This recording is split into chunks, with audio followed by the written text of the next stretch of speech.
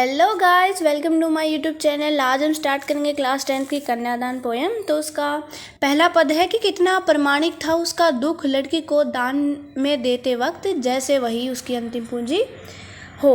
तो इसकी व्याख्या है कि कन्यादान करते समय लड़की की माँ का दुख करुणापूर्ण और स्वाभाविक था। उसे ऐसा लग रहा था जैसे वह लड़की संपूर्ण जीवन का संचित अंतिम धन है जिसे आज वह दूसरों को सौंपने जा रही है। बेटी माँ के सबसे निकट और सुख दुख की साथी होती है, इसी कारण उसे अंतिम पूंजी कहा गया है।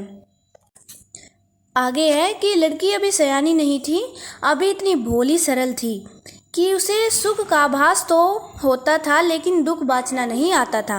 पाठिका थी वह धुंधले प्रकाश की, कुछ तुकों और कुछ लयबद्ध पंक्तियों की।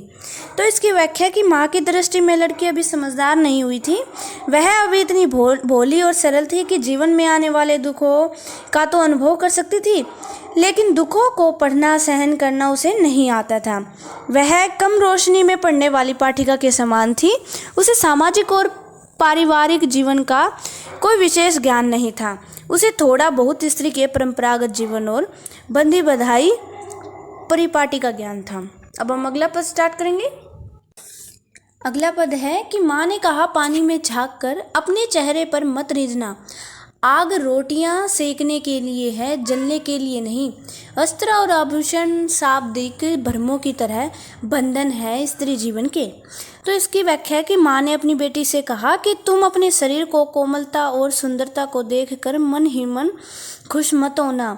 अपनी कोमलता के ही विषय में सोचते हुए कमजोर मत बनी रहना। आग पर रोटियां सेकी जाती है, उससे अपने शरीर को जलाया नहीं जाता है। सामाजिक व्यवस्था के तहत स्त्रियों के प्रति जो आचरण किया जा रहा है, उसी के संबंध में माँ अपनी बेटी को समझा रही है। समाज की परंपरागत व्यवस्था है, उसके चलते अन्याय सहन नहीं करना।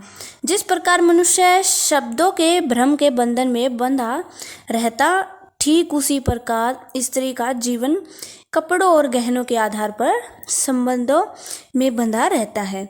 स्त्री समाज की परंपराओं के अनुसार संबंधों को निभाने के लिए विवश दिखाई देती है। आगे माँ ने कहा, लड़की होना पर लड़की जैसी दिखाई मत देना।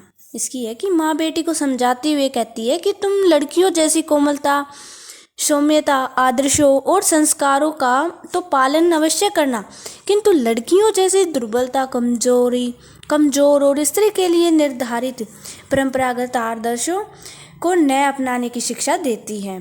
लड़की जैसे गुण संस्कार तो हो, लेकिन लड़की जैसी निर्दयता, कमजोरी नहीं अपनानी है, क्योंकि स्त्री की सुंदरता और कोमलता के गौरव पर कमजोरी का आवरण चढ़ाकर उसका उपहास किया जाता है। तो ये कन्यादान के हमारे 2 ही पद थे। तो ये पूरा हो गया। Thank you.